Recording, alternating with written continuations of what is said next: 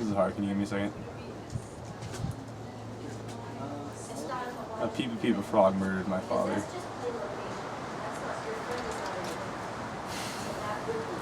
You look at them and they seem like such beautiful creatures, but you don't know the evil that lies within those two black eyes.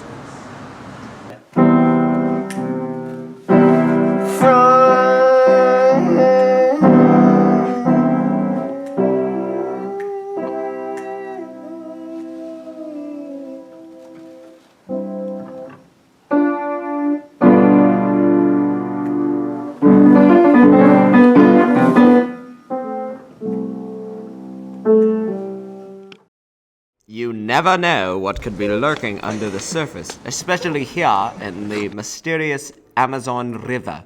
Murky as the mud and flat as a leaf, this toad, called the Pipa Pipa, lays perfectly still, hoping to blend in and be virtually indistinguishable from the foliage. Especially because this one has eggs to protect and predators are everywhere.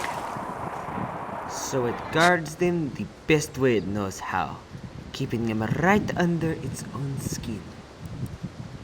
A spawning Pipa Pipa is rare to find in the wild, and even more so in captivity, but our cameras were there to capture the exceptional occasion.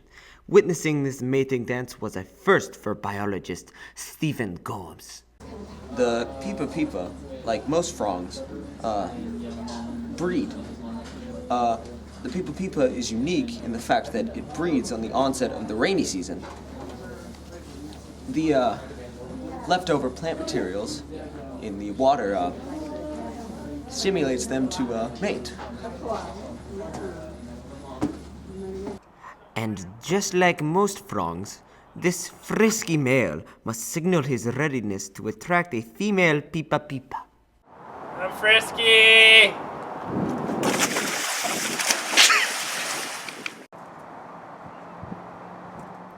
If she accepts, he'll clasp around her waist in what's called emplexis, and they spin around, and while they're upside down, they'll drop some eggs that the male will catch with his body, and when they've returned right side up, he pushes them up her back using his body.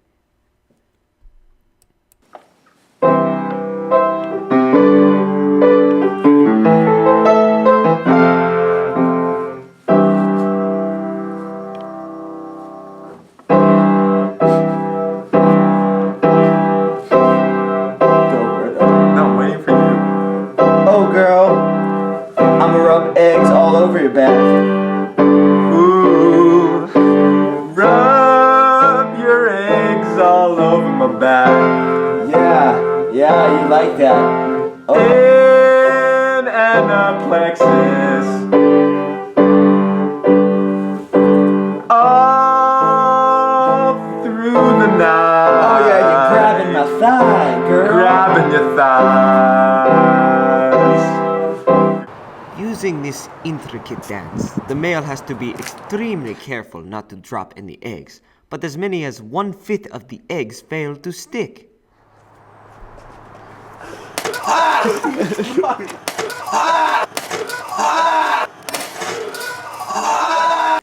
The lucky ones stay intact, and over the course of the next few days, the skin of the pregnant Pipa Pipa changes dramatically, and as if something out of an alien movie, the skin just closes over them.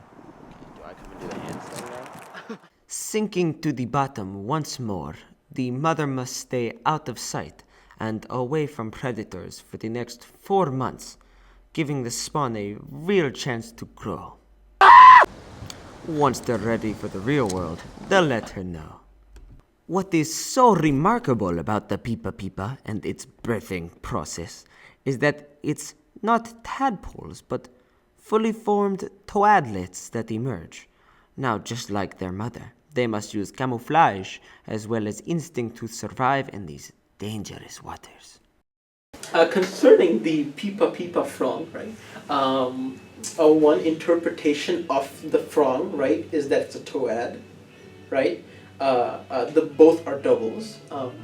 But even in the name Pipa Pipa, right? They're the same name.